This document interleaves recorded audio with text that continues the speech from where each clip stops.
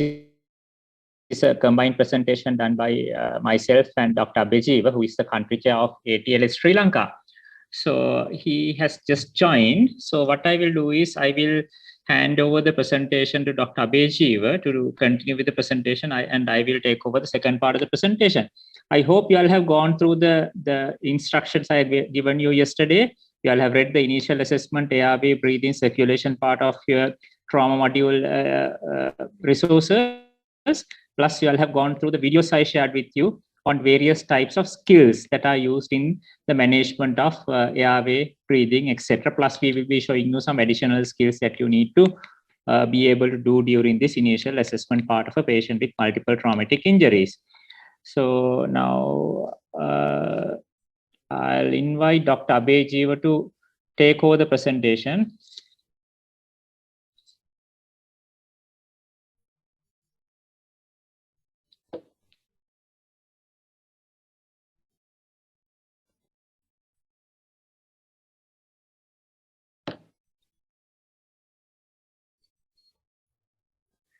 Dr. Abhijeeva, we can't still hear you.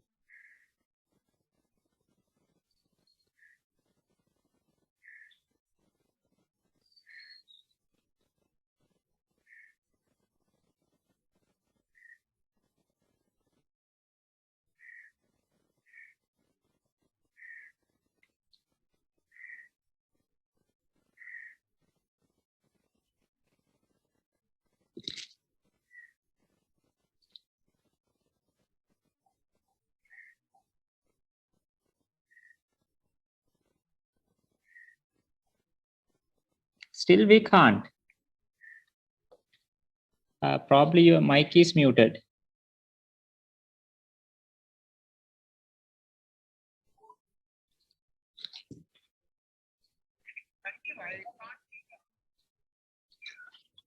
උඩටම ගියාම top when you go to the top of your screen.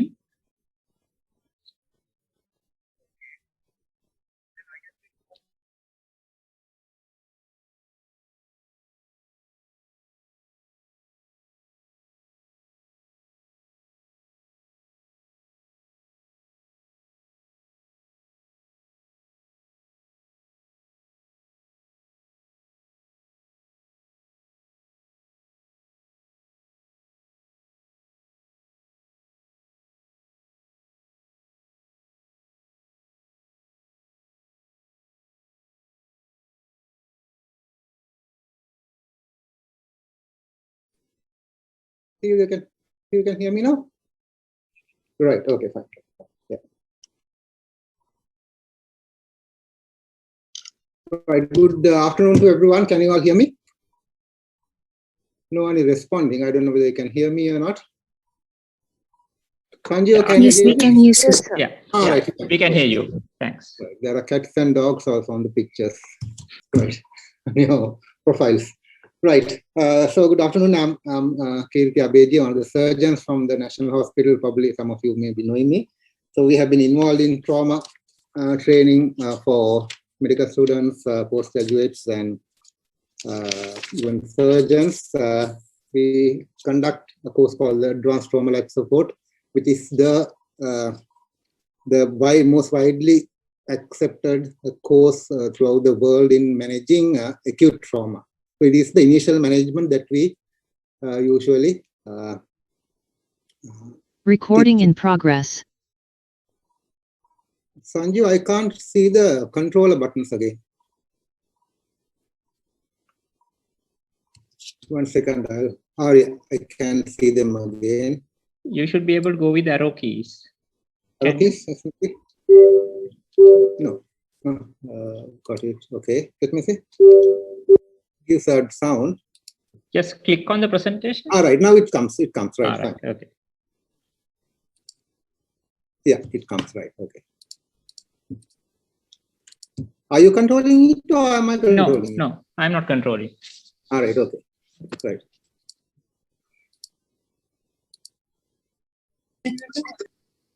Right. Okay.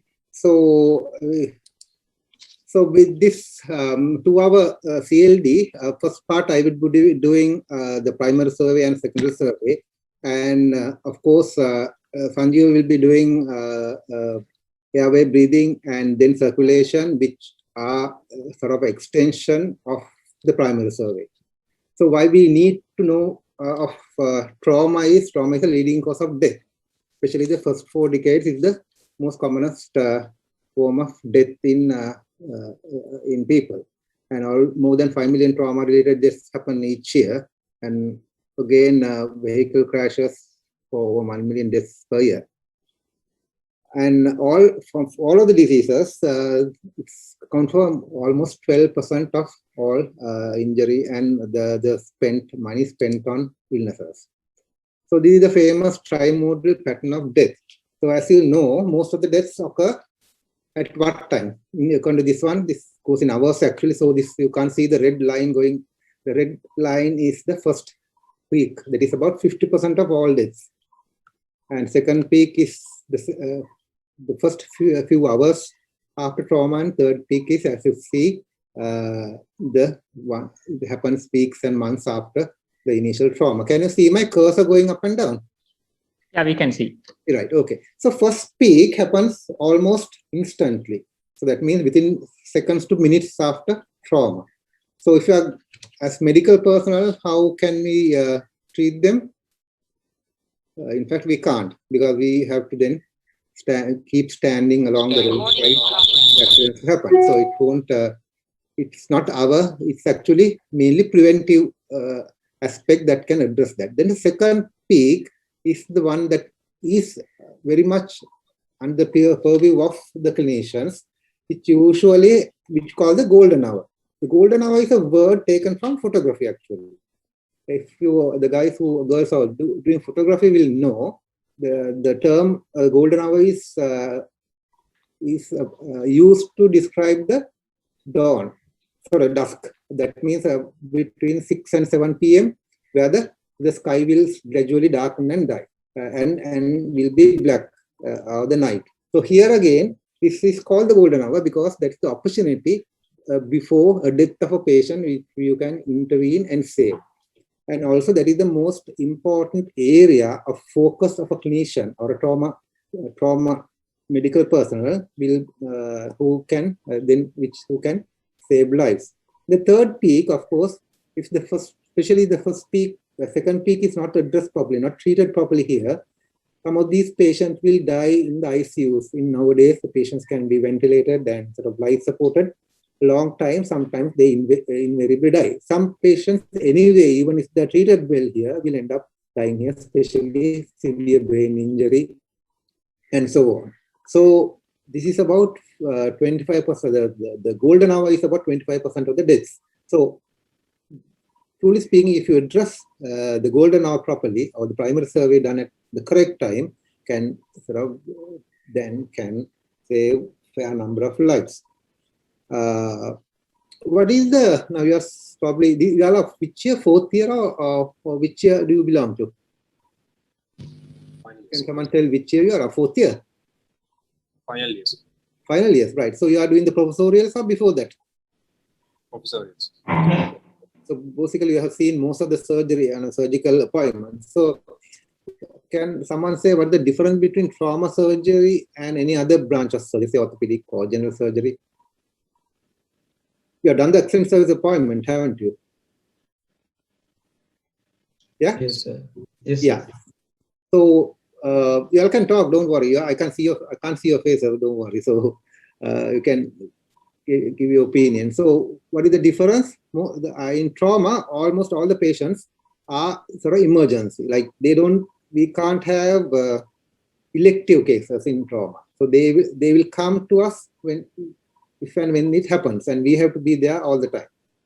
So it is one of the major things, and it is sort of very time consuming, and it happens on all 24/7 around the clock.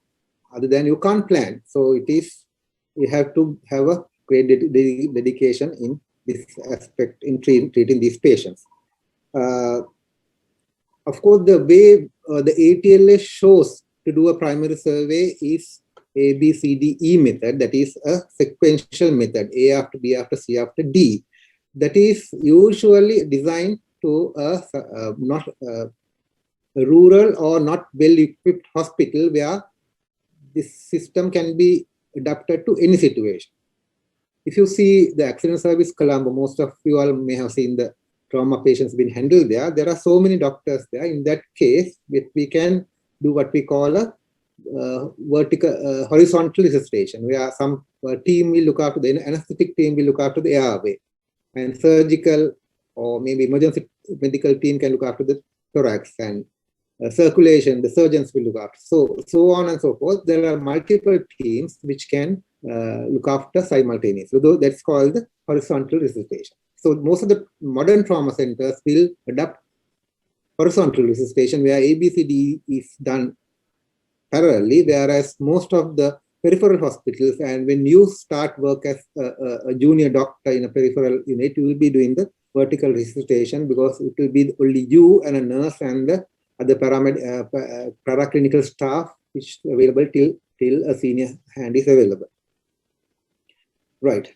So why do you say ABCD? I always ask, why is it ABCD, not PQRS or LMNOP or something like that? Why is ABCD? ABCDE is the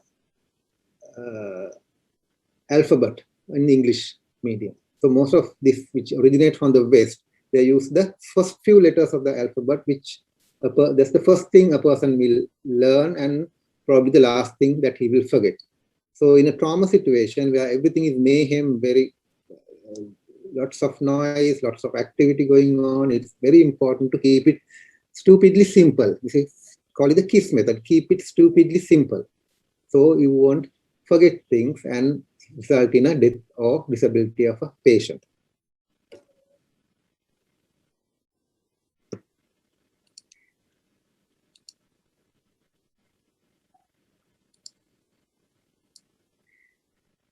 So this is what we told airway. So that is why they have first written A, B, C, D, E, and written things matching that rather than the other way around. So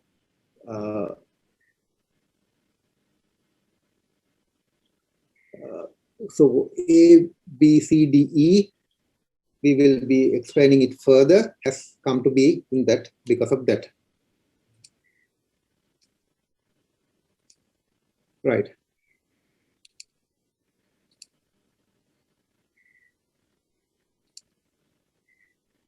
So who would be doing the primary survey? It will be the first contact. It doesn't have to be a consultant. It doesn't have to be a senior SHO or a PG trainee or registrar. It is the first person who comes into contact with a doctor, the patient. So it is most likely a very junior or a medical officer, the ETU or a PCU, that sort of doctor. So it has anyway, the first person coming into contact with the patient will be doing it, and it has to be very rapid and accurate. So you don't have hours and days to sort out this patient. These patients have to be assessed very, very quickly within minutes. And it has to be accurate, because if you miss, for example, if you miss a pneumothorax, whatever you do with other systems is going to invariably die. So because of that, it has to be accurate as well. And once you found something, you can't say, okay, I found a pneumothorax, I will go and to check the circulation. No, if you found something causing potentially causing death, you have to treat that before going further on. So here in primary survey, we need to find all the immediate life-threatening conditions. So that is the goal, to find all immediate life-threatening conditions, and resuscitation going hand in hand. And you need to find what you can do in your unit. So if you are working in a small peripheral unit, maybe a base hospital, maybe a district or a general hospital. So you need to know what can be done in your hospital. And if you think the patient is beyond the capability, so say in a peripheral unit, there are no surgical or surgeons. In that case, if the patient needs a laparotomy, needs to be transferred out, and that is also part of the primary survey to arrange definitive care.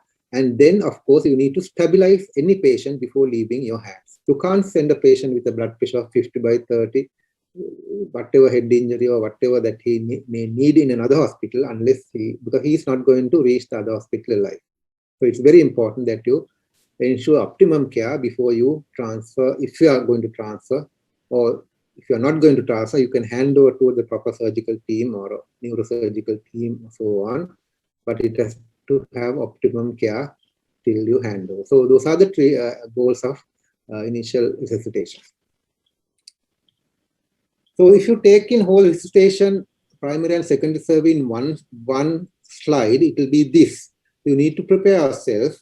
That is because you are the most important or precious person in a trauma setup, the caregivers. If you lose yourself, there won't be anyone to give trauma care. So you need to protect yourself very well. These days of a lot of infections, bloodborne, and as well as things like corona is there. So you need to protect yourself well.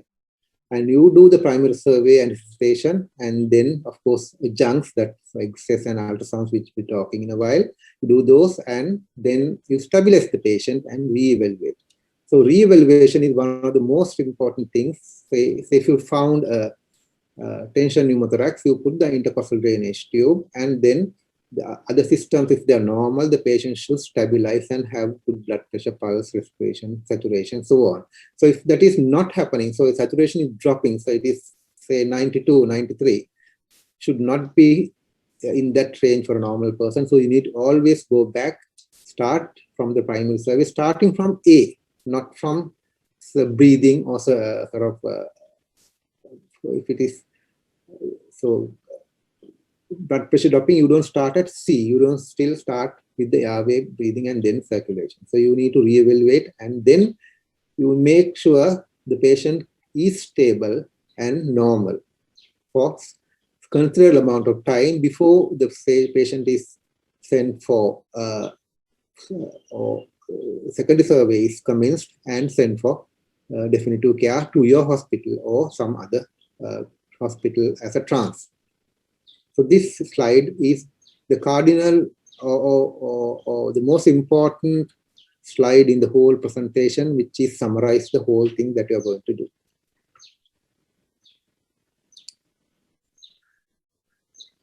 Right. So we start with the initial assessment. So we'll start with the case scenario. 44-year-old male driver who crashes head-on to a wall. Patient found unresponsive at the scene. Arrives at hospital via basic life support with the collar and strapped to a board. Technicians assisting ventilation. So they are assisting in ventilation with a bag and mask. Right. So in this person, as you know, is a young to middle-aged driver who was crashed onto a wall. And probably from this slide, what you need to know is it says crash head-on onto a wall. So you have always to expect major injuries here. And patient found unresponsive at the scene. So it may be due to what? It could be due to airway problem, it could be due to breathing issues, it could be due to circulatory collapse, it could be due to severe head injury. So at least you know there's one or more systems malfunctioning seriously. And patient arrives via basic life support, and it says C collar, sorry.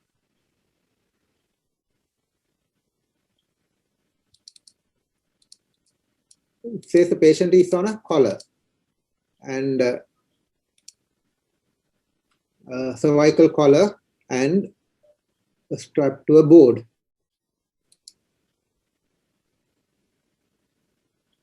So